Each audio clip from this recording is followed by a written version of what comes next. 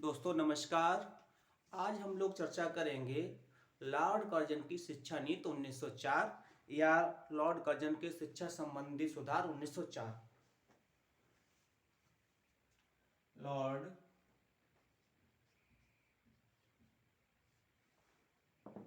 Lord Curzon के Lord Curzon की शिक्षा नीति 1904, ठीक, 1904 इसी बोलते हैं, अथवा या और करके लॉर्ड कर्जन के, तो सीधा सीधा इसको लिखा भी जा सकता है कि शिक्षा संबंधी सुधार। लॉर्ड कर्जन के शिक्षा संबंधी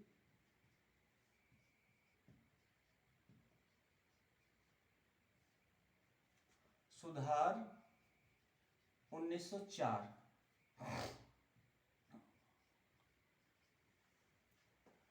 ये सीधा सीधा प्रश्न पूछा जाता है कि लॉर्ड कर्जन के शिक्षा संबंधी नीति कब आई, तो 1904 में। या लॉर्ड कर्जन ने शिक्षा से संबंधित सुधार कब प्रस्तुत किए, रिफॉर्म कब प्रस्तुत किए, तो 1904 में। अब इस पे हम थोड़ी थोड़ी बात करेंगे कि इस पे थोड़ी सी विस्तृत इसकी कार्य योजना है, उसमें कई चीजें हैं। तो सबसे पहले हम ये जानेंगे कि लॉर्ड कर्जन कौन था। तो लॉर्ड कर्जन की 1899 में गवर्नर जनरल ऑफ वायसराय के रूप में नियुक्ति होती है। तो ये महत्वपूर्ण डेट है 1899। 1899 में सॉरी माफ करना 1899 में इसकी गवर्नर जनरल ऑफ वायसराय के रूप में नियुक्त होती है, और नियुक्त होने के बाद ही ये भारतीय शिक्षा के संदर्भ में चिंतित है। तो जब नियुक्त होती है तो नियुक्ति के संदर्भ में ही लोगों का मानना है, विद्वानों का मानना है, जिसमें नायक और नूरुल्लाह का कथन है, वो बहुत ही प्रसिद्ध है, फेमस है, कि कर्जन से श्रेष्ठतर मानसिक क्षमता वाला, कर्जन से श्रेष्ठतर मानसिक क्षमता वाला उस समय तक कोई भी वायसराय भारत में नहीं आया था। ये नायक एवं नूरुल्लाह का कथन है। तो इसने सबसे पहले इस भारतीय शिक्षा के लिए क्या किया कि 1901 में 1901 में शिमला सम्मेलन को बुलाया। शिमला सम्मेलन, ये डेट याद रखनी है, 1901 की ये ईयर, ठीक है। 1901 में शिमला सम्मेलन को बुलाया और शिमला सम्मेलन के समय इसने क्या क्या कार्य किए उनको हम देखते हैं कि ये जो सम्मेलन है 15 दिन चला, ठीक है, 15 दिनों तक ये चला, और लगभग 150 इसमें जो रेजोल्यूशन है, प्रस्ताव पास हुए। और इसकी एक और खास बात क्या हुई कि किसी भी भारतीय को इस सम्मेलन में नहीं बुलाया गया। तो विद्वानों ने इसको शिमला अकॉर्ड करके इसकी अवहेलना की, इसकी भर्त्सना की, ठीक है।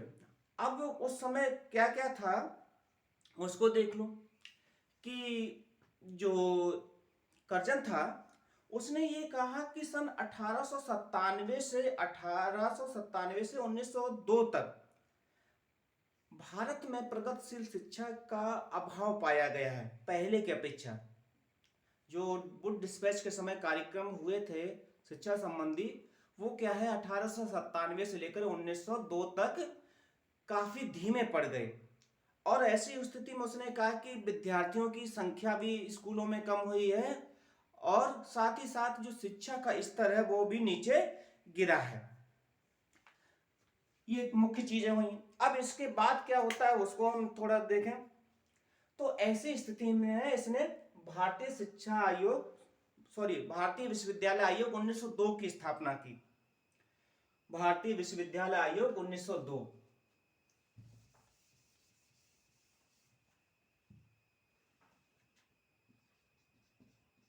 भारतीय विश्वविद्यालय आयोग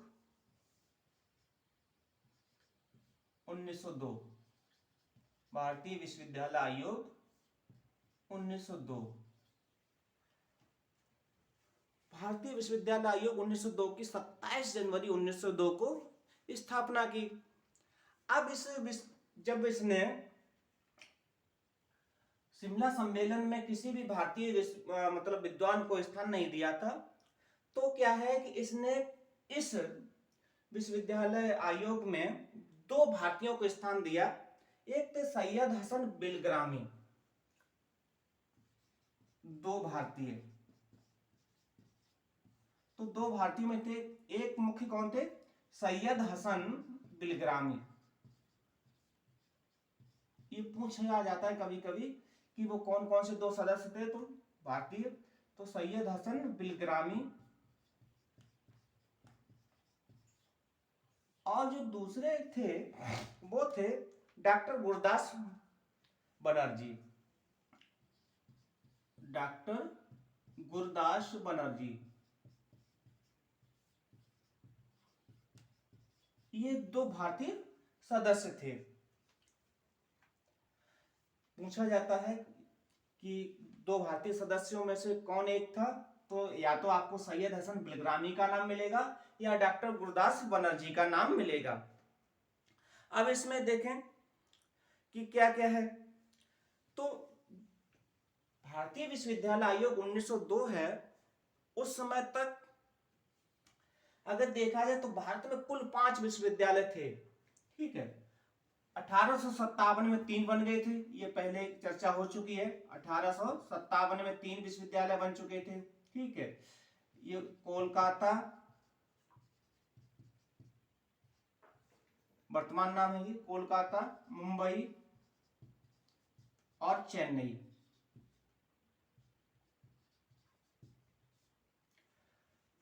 इसके बाद क्या है कि 1885 में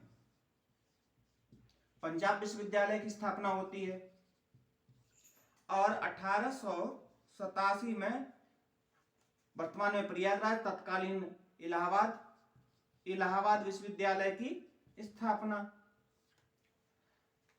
कर्जन के अनुसार ये जो 5 विद्यालयों में से 4 विश्वविद्यालय, इन 5 विश्वविद्यालय में से 4 विश्वविद्यालय लंदन विश्वविद्यालय के आधार पर इनका गठन किया गया था। यदि पंजाब विश्वविद्यालय को छोड़कर, इसको छोड़कर शेष 4 विश्वविद्यालयों का गठन है वो क्या है, लंदन विश्वविद्यालय के आधार पर किया गया था। इधर क्या है कि 1898 में लंदन विश्वविद्यालय का पुनर्गठन होता है, ठीक है, रीऑर्गेनाइजेशन होता है। तो ऐसी स्थिति में इन विश्वविद्यालयों का भी पुनर्गठन आवश्यक था, लेकिन नहीं हुआ। तो वही उसका कहना है कि अब जब आपने लंदन विश्वविद्यालय को मानकर इन विश्वविद्यालयों की स्थापना की है और जब 1898 में लंदन विश्वविद्यालय का पुनर्गठन हो गया, तो ऐसी स्थिति में इन विश्वविद्यालयों का भी पुनर्गठन आवश्यक है। साथ ही साथ इसने ये बहुत महत्वपूर्ण कोटेशन दिया कि जो विश्वविद्यालय हैं, विश्वविद्यालयों का आदर्श ज्ञान का प्रसार और विद्या के प्रोत्साहन देने वाला स्थान होना चाहिए। ये इसका महत्वपूर्ण कथन था। अब बात करते हैं भैया इसकी जांच के विषय क्या थे। तो इसने जांच के विषय में 3 महत्वपूर्ण बात कही, वो ये है, ठीक है। तो इसको हम देख ले जांच के विषय कि जांच के विषय में क्या क्या था, ठीक है। जांच के विषय, तो पहला ये विषय था कि ब्रिटिश भारत में वर्तमान विश्वविद्यालयों की दशा और दिशा की उन्नति की जांच करना। दूसरा क्या था कि विश्वविद्यालयों के विधान और उनकी कार्यप्रणाली में सुधार के लिए प्रस्ताव देना। तीसरा था कि विश्वविद्यालयों के शिक्षण स्तर को ऊंचा उठाने के लिए और कौन कौन सी विधियां दी जा सकती हैं। तो ये 3 इसके जांच के विषय थे। अब इसकी जो सिफारिशें हैं वो क्या है, उनको देख लिया जाए। सिफारिशें या सुझाव इसके देख लिए जाए कि भाई इसके रिकमेंडेशंस क्या है, सजेशंस क्या है, सुझाव क्या है, उनको देख लिया जाए। तो इसने कहा है कि नवीन विश्वविद्यालयों की स्थापना नहीं की जानी चाहिए। तो यहां से ये निष्कर्ष निकलता है, जो अब पीजीटी में अभी 2000 इसमें 21 वाले में प्रश्न पूछा गया था कि कर्जन ने किस शिक्षा की वो किस पर जोर दिया था, तो एक था संख्यात्मक प्रसार, एक गुणात्मक प्रसार। तो जब नवीन विश्वविद्यालयों की स्थापना नहीं की जानी चाहिए, तो इससे ये निष्कर्ष निकलता है कि इसने गुणात्मक प्रसार पर जोर दिया था, जबकि इससे पहले वाला जब पूछा गया था प्रश्न तो उसमें गुणात्मक प्रसार को सही माना गया था। इस बार इस पूरे प्रश्न को ही डिलीट कर दिया गया था, जबकि यहां से ये निष्कर्ष निकलता है कि भाई जब संख्यात्मक प्रसार नहीं हो रही है तो वो गुणात्मक प्रसार पर ही जोर दे रहा है। दूसरा क्या है कि वर्तमान विश्वविद्यालयों का शिक्षण कार्यों में उन्नति की जानी चाहिए। तो ये और क्या हो गया भाई कि जो स्नातक पूर्व का जो शिक्षण कार्य है उसमें जो जो स्नातक पूर्व से शिक्षण कार्य है उसको विश्वविद्यालयों से संबद्ध करके देखना चाहिए और जोड़ना चाहिए, ताकि उसमें भी सुधार हो। सीनेट के जो सदस्य हैं उनकी संख्या कम कर देनी चाहिए। सिंडिकेट की संख्या है वो 9 से 15 कर देनी चाहिए। ये इसके कुछ प्रमुख सुधार थे। अब बात करते हैं कि भाई भारतीय विश्वविद्यालय अधिनियम 1904 की। भारतीय विश्वविद्यालय अधिनियम 1904, भारतीय विश्वविद्यालय अधिनियम 1904। इसमें क्या क्या है कि 21 मार्च 1904 को पारित कर दिया गया। ये जो भारतीय विश्वविद्यालय अधिनियम है 1904 को पारित कर दिया गया। अब इसमें क्या क्या है वो उसको देख लें। तो तत्कालीन भारतीय शिक्षा के जो संख्यात्मक दोष हैं उसको देख लें। तत्कालीन भारतीय शिक्षा के तत्कालीन भारतीय शिक्षा के दोष, भारतीय शिक्षा के दोष क्या है। दोष में अगर आप देखें तो ये कह रहा है कि 4 बालकों में से केवल एक बालक को शिक्षा, केवल एक बालक को शिक्षा। तो एक का मतलब ये हो गया कि जब 4 है तो 4 में से एक है तो 25%। तो अगर लिंग के आधार पर साक्षरता को हम देखें, ठीक है, तो 25%। दूसरा ये कह रहा है कि 40 बालिकाओं में से केवल एक, ठीक है। तो अगर बालिकाओं का देखें तो ये आपका आ गया 2.5। तो इतना ये डिफरेंस था, इतना बड़ा डिफरेंस था कि भाई 25 है और ये 2.5 है। हालांकि वर्तमान में भी लिंग के आधार पर साक्षरता में गैप है, लेकिन इतना बड़ा गैप नहीं है। ये है गैप, ये है कि लगभग 10 गुने का अंतर है, 2.5 और 25। एक तो ये निकल के आया। दूसरा ये क्या कह रहा है कि 5 गांवों में से 4 गांवों में कोई विद्यालय नहीं है। बहुत बड़ी बात कि 5 गांवों में से 4 गांवों में कोई विद्यालय नहीं है। तो ये है, ये इसके मुख्य संख्यात्मक दोष हैं। अब बात करें कि भाई इसने पाठ्यक्रम क्या बताया उसको देख लें। पाठ्यक्रम क्या है उसको देख लें। पाठ्यक्रम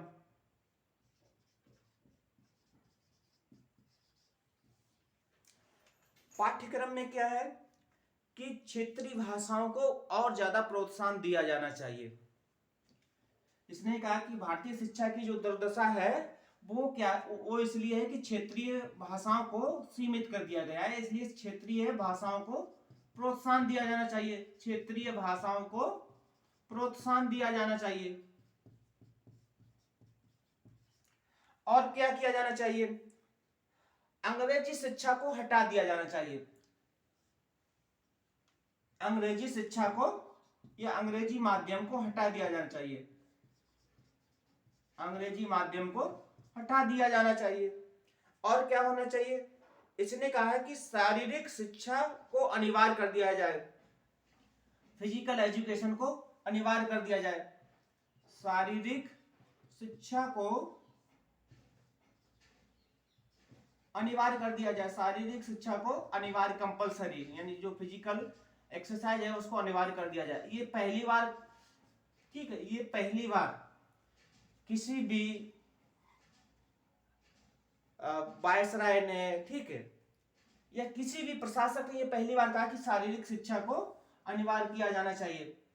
जैसा कि अरस्तु का भी जो मतलब मत है, वो कहता है कि स्वस्थ शरीर में स्वस्थ मस्तिष्क का विकास होता है, इसलिए इसका ये मानना था कि भाई शारीरिक शिक्षा को अनिवार्य कर दिया जाए। और क्या है, इसने और एक जो महत्वपूर्ण सुझाव दिया वो कहा कि किंडरगार्टन, ठीक है, जो फ्लावेल की किंडरगार्टन थी उसका प्रयोग किया जाना चाहिए। किंडरगार्टन का प्रयोग, तो ये इसने पाठ्यक्रम निर्धारित किया। तो ये चीज आई निकल के। अब एक और बात ये है कि इसने ये कहा कि प्रांतीय सरकारें जो है,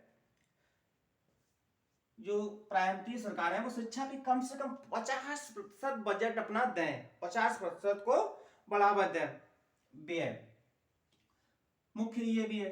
तो प्रांतीय सरकारें, ठीक है, शिक्षा पर 50% व्यय करें, ठीक, 50% अन्य करें। एकदम ये किसने कहा, कम से कम प्रांतीय सरकार है वो अपना शिक्षा पर जो व्यय है 50% कम से कम करें।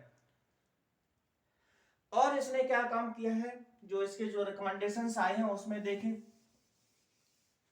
इसने किया है कि भारत में केंद्रीय शिक्षा विभाग की स्थापना की, ठीक है, ये महत्वपूर्ण प्रश्न है। भारत में केंद्रीय शिक्षा विभाग की स्थापना, भारत में केंद्रीय शिक्षा विभाग की स्थापना, ये बहुत ही महत्वपूर्ण है, भारत में केंद्रीय शिक्षा विभाग की स्थापना। और क्या है भाई,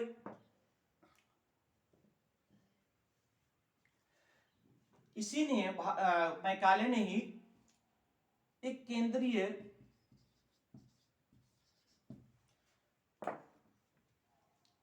कृषि अनुसंधान की स्थापना की। केंद्रीय कृषि अनुसंधान की स्थापना, केंद्रीय कृषि अनुसंधान की स्थापना, यह भी पहली बार किया जा रहा है।